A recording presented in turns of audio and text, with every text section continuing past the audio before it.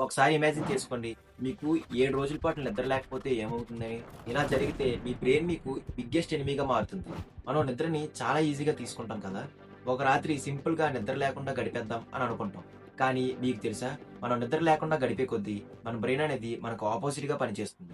మొదటి రోజు చాలా సింపుల్‌గా మనం రిలాక్స్ అవుతాం. పర్వాలేదులే అని అనిపిస్తుంది. కాస్త టైర్డ్‌గా ఉంటాం. ఫోకస్ కూడా తగ్గుతుంది. రెండో రోజు కాఫీ తాగాలా? టీ తాగాలా? ఇలాంటి వాటికి కూడా కన్‌ఫ్యూజ్ అవుతాం.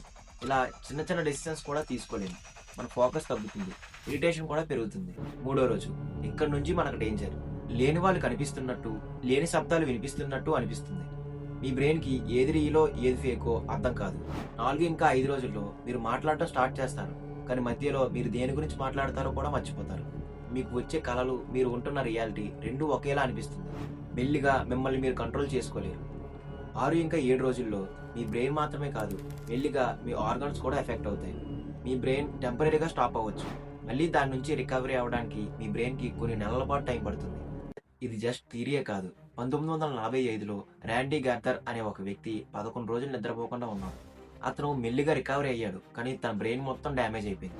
సో అందుకే నిద్ర అనేది లగ్జరీ కాదు. ఇది మన బ్రెయిన్‌కి, మన బాడీకి చాలా అవసరం. ఒక రోజుకి 6 నుండి 8 గంటల నిద్ర అవసరం. ఇది మ్యాండేటరీ.